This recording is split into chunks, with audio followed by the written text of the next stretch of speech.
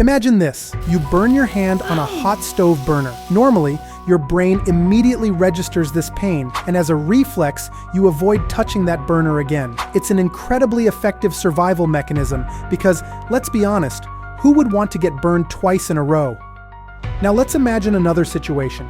You're at the gym, pushing hard during a workout, and you get injured. Maybe it's a wrong move. It doesn't matter. What's interesting here is that the visceral reaction you have, that fear of getting hurt again or re-injuring yourself, is often the same as when you burn yourself, and that's where the problem begins. Dr. Boisvert, Canadian chiropractor, here to talk about an important element in maximizing the autonomy of the population regarding fitness: negative thoughts surrounding movement or physical activity. Do you know about yellow flags? A yellow flag is a term used in healthcare to refer to psychological or psychosocial factors that can influence a patient's pain and recovery. However, unlike red flags, which indicate serious medical signs or symptoms requiring urgent attention, yellow flags point to concerns that may slow down the process of alleviating symptoms or worsen pain over months. A good example is precisely the central point of my segment: negative thoughts surrounding pain. Negative thoughts about pain are beliefs or perceptions that some people have when they experience pain. These thoughts can influence how a person experiences their pain and their ability to recover. Here are some key points to better understand these concepts. The first important concept to address is catastrophic beliefs. This includes thoughts like, "This pain will never go away," or "I'll never be able to return to my normal activities." These beliefs exaggerate the severity of the situation and can increase anxiety. The second is self-criticism, with negative thoughts that may include harsh judgments about oneself, such as, "I'm weak," or "I shouldn't feel this way." This can decrease self-esteem and make pain even harder to manage. The third is helplessness, as some people may feel they have no control over their pain, thinking that nothing can help them feel better. This can lead to feelings of despair. The last concept is excessive fear of pain, because many people fear that pain means something very serious, like a permanent injury.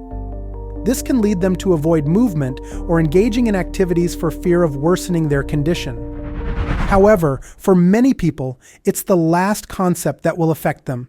These are individuals who, after getting injured at the gym, completely avoid certain movements or, worse, never dare to return to training.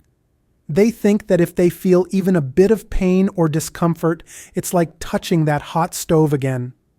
They are then teaching their brain to avoid what hurt them.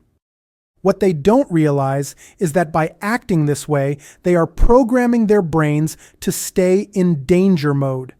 In the long term, this can lead to a cycle of chronic pain, not due to the initial severity of the injury, but because of the fear and restraint they have instilled in their bodies over time. This type of brain conditioning contributes negatively to its plasticity, gradually distorting our unique perception of pain. Plasticity, in neuroscience, refers to the brain's ability to adapt positively but also negatively in the case we're discussing today in response to experiences, learning, injuries, or environmental changes. This means the brain is not a fixed structure but can change over the years. And that's exactly why it's important not to confuse these two scenarios. When you burn yourself, the pain is an immediate warning signal that prevents you from making things worse. But when you get injured during a workout, it doesn't mean you're doomed to avoid that activity forever. What you need to do is to gradually and intelligently retrain your body. To do this, you can decrease the load, the number of repetitions, or the range of motion related to the exercise. If it's related to a running injury, you can reduce the duration of physical activity. In both cases, it's about poking the pain to test your limitations and regressing minimally to stay within your comfort-discomfort zone. This will ultimately teach your brain that these movements are not dangerous, reinforce your capabilities, and help you avoid falling into the trap of chronic pain. Pain is not always an enemy, and just because it hurts doesn't mean it's harming you. But speaking of that, Do you know the expression no pain, no gain in relation to persistent pain? Because we have a whole segment dedicated to the 5 worst mistakes to make with chronic pain, and the link should appear live here. In the meantime, write me your story, comments, suggestions, or if you still have questions, and always remember, with knowledge, you build your autonomy, navigating your health with more certainty.